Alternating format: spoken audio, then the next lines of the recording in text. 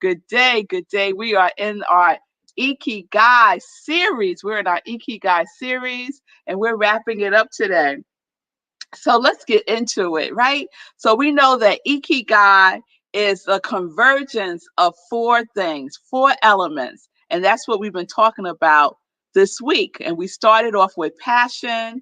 Then we talked about mission. Yesterday we talked about profession. And today we're going to get into vocation. We're going to get into vocation today.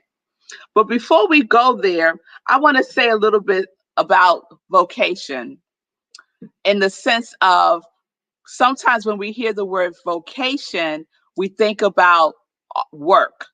We think about a job, right? That's not what vocation, this conversation of vocation is not about that. So we're going to get into what it is about and how it relates to your Ikigai. Okay? So let's throw up the diagram real quick, producer. Yes. So there we are in vocation, and you see that vocation is a convergence between what you are paid for and what the world needs, right? It's a combination of your profession and your vocation. All right? All right. Thank you, producer. So remember, it's the intersection between what the world needs and what you can be paid for. And what you can be paid for, we talked about yesterday as part of your profession. And so I ran across a quote by Toni Morrison that I love. And she said, "You are not the work that you do. You are the person you are." And that is more in alignment with vocation.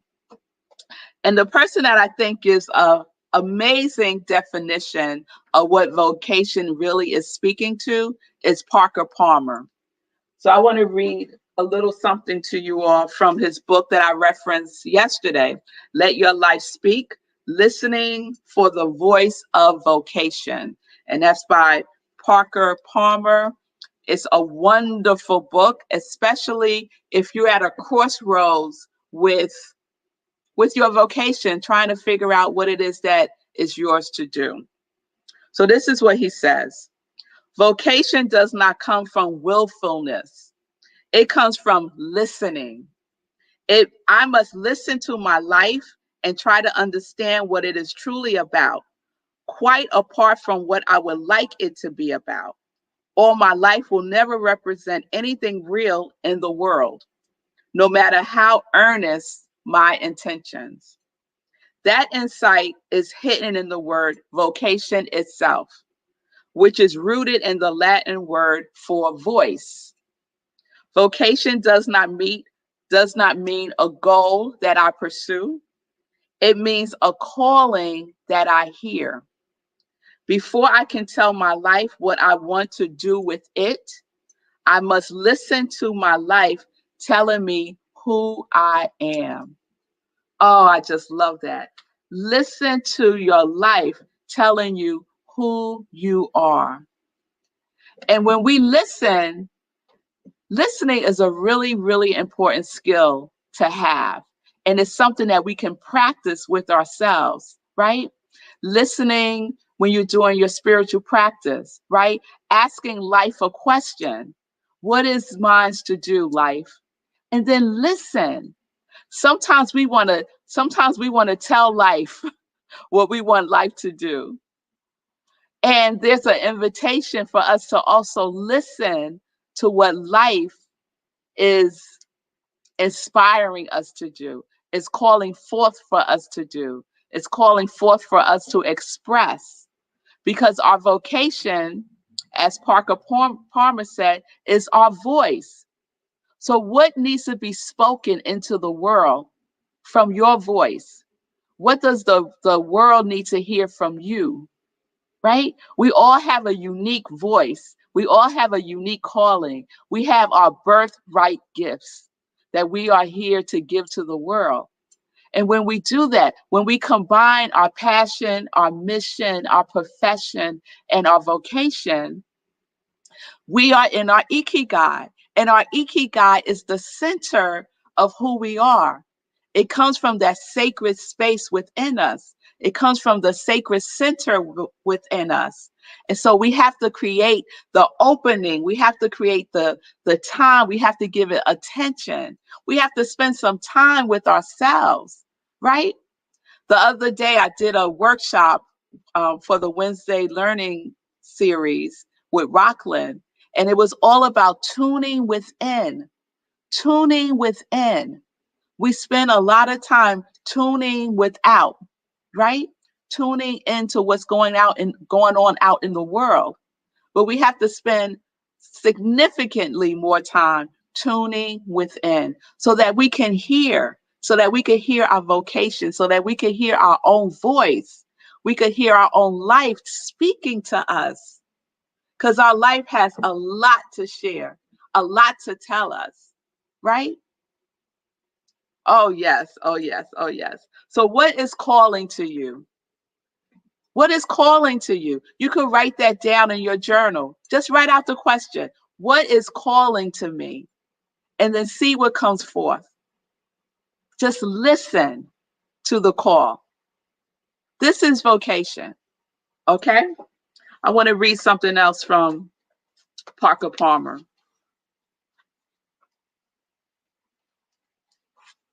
He says, vocation does not come from a voice out there calling me to become something I am not. It comes from a voice in here, calling me to be the person I was born to be, to fulfill the original selfhood given me at birth by God. It's a strange gift, this birthright gift to self. Accepting it turns out to be even more demanding than attempting to become someone else. That's deep, y'all. I'm going to read that again. Accepting your gift turns out to be even more demanding than attempting to become someone else. I have sometimes responded to that demand by ignoring the gift, or by hiding the gift, or fleeing from the gift, or squandering the gift. And I think I am not alone. No, Parker, you are not alone in that. We have all been there, just squandering, fleeing from, ignoring, turning away from, disowning our gifts, saying, oh no, that can't be for me. That can't be my gift. I can't do that. Oh, yes, you can. Because if you couldn't, you wouldn't have the gift. It's our birthright gift. It is endowed, it is embedded in us like our DNA, right? And so we cannot deny it any longer. And that's the invitation when we talk about Ikigai, to bring it all together, right? To integrate it. Yes? That's some wonderful stuff. That's so wonderful stuff. So all this week, we have been talking about integration, right? The intersection. Yes? So all of these things are interceding on our behalf. Our gift is interceding on our behalf. I think our gift prays for us. I know my gift prays for me. My gift prays for me. Prays for me to hear the call. Prays for me to listen to it. Prays for me to take the baby steps. Prays for me to just open my arms and accept the gift that God has given me. And I know that your gift is doing the same for you. I know that it is. So do you hear the call? Do you hear it? Yes. Say yes, I hear it. Are you listening? Yes. Yes, Stacy. I know you're listening. Yes. So let's spend some time within ourselves. Let's tune within and hear and listen to our vocation. Listen to our own voice.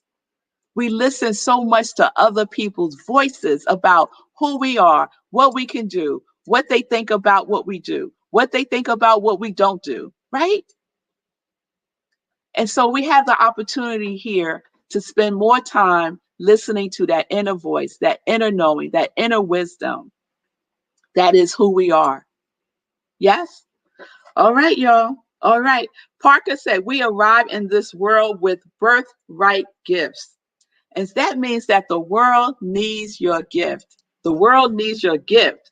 So is there an element of your gift that you can be paid for? Because the other part of vocation is the intersection between your profession and your vocation.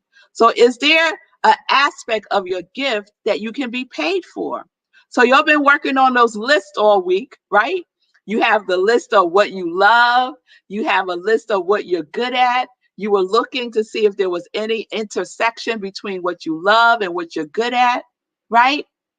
You were looking at, yesterday, you were looking at what you can be paid for, right? Are there elements on your list of what you love that you can be paid for? Are there elements on your list of what you're good at that you can be paid for, right?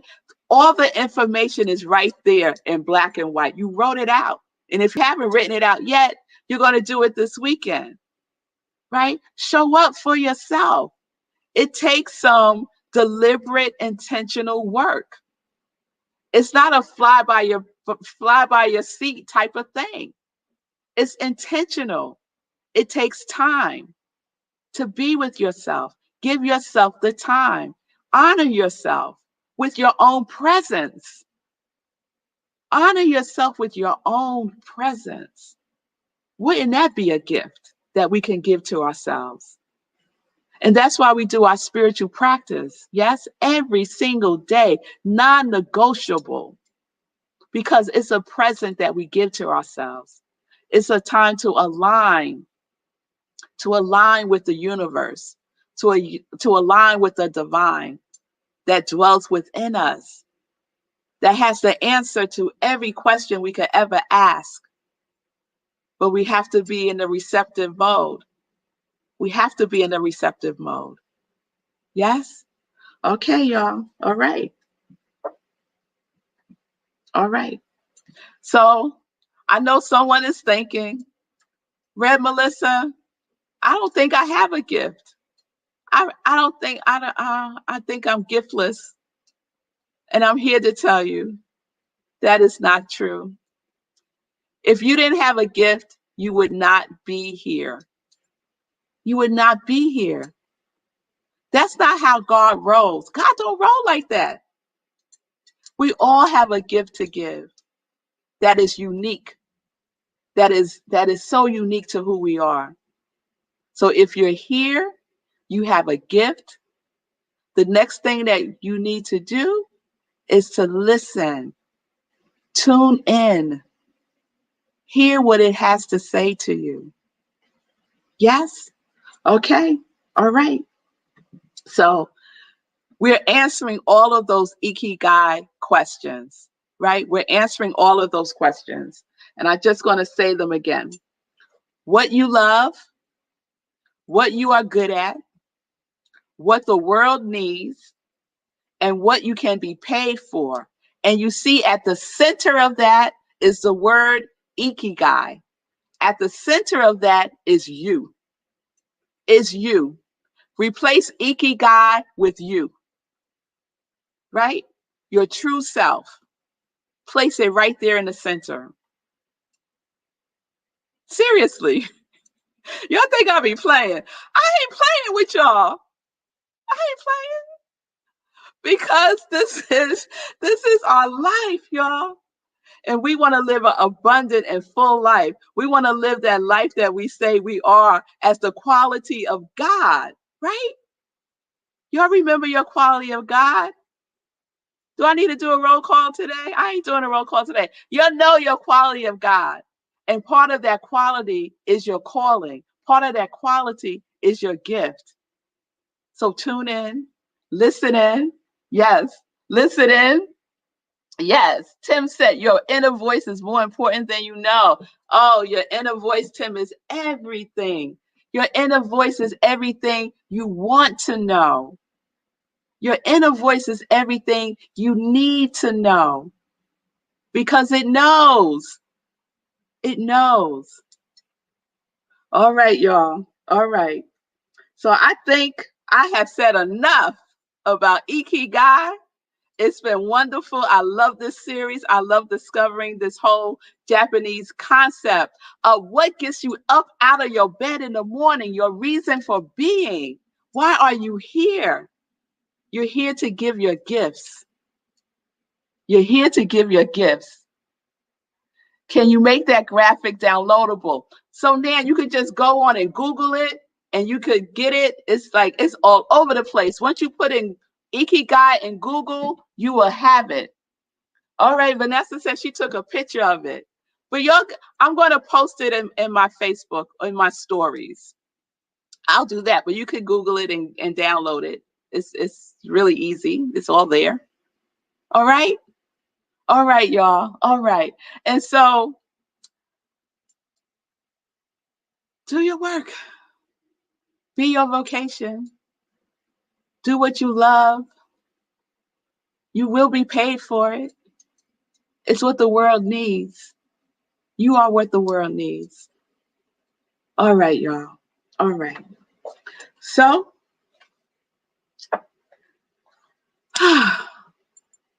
I love Ikigai. I just love it. All right, y'all. So, I'm Rev Melissa. You know, I am an ordained interfaith minister.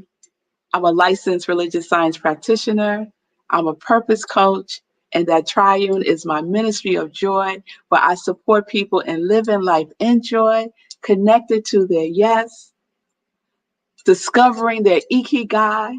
So if you need support with this work, if you need support with answering those 4 questions, what do I love?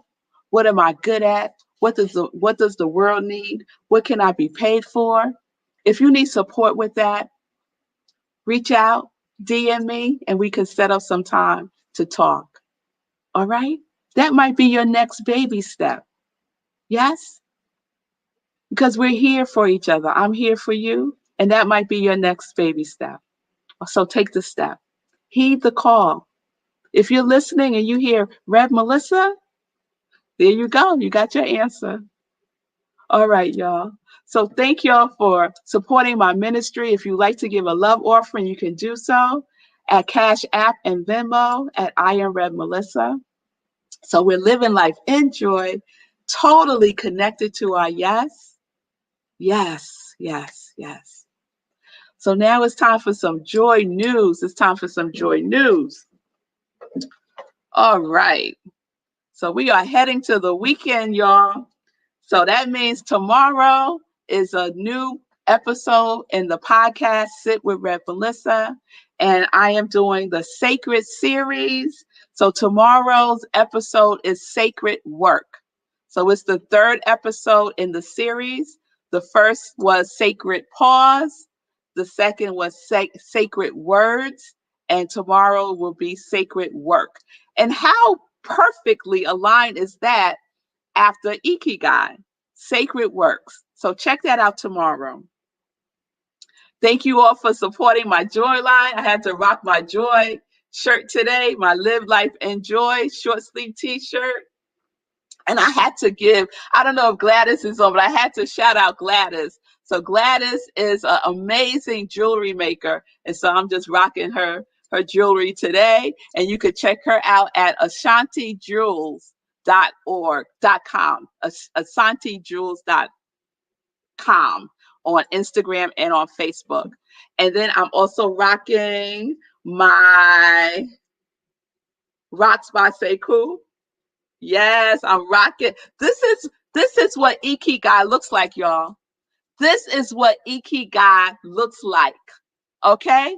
Doing what you love, doing what you're good at, doing what the world needs, and getting paid for it. Yes, this is examples of Ikigai. Okay, so support the art. Support Sekou Writes. Support Hero Hoodies. I'm going to give a full-blown Hero Hoodies update on Sunday, but I'll tell you right now, March is going to be on fire because the Hero Hoodies is going to 2 cities. It's going to be in Memphis, Tennessee, and Louisville, Kentucky, doing wonderful work for women's shelters, which means there's also children.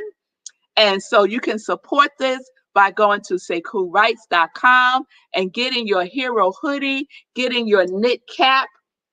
They're both go-go's. You get one. One is gifted to the unhoused. So I'll talk more about that on Sunday. But in the meantime, go on over to saycoolrights.com and make your gift so that a gift can be given. Yes?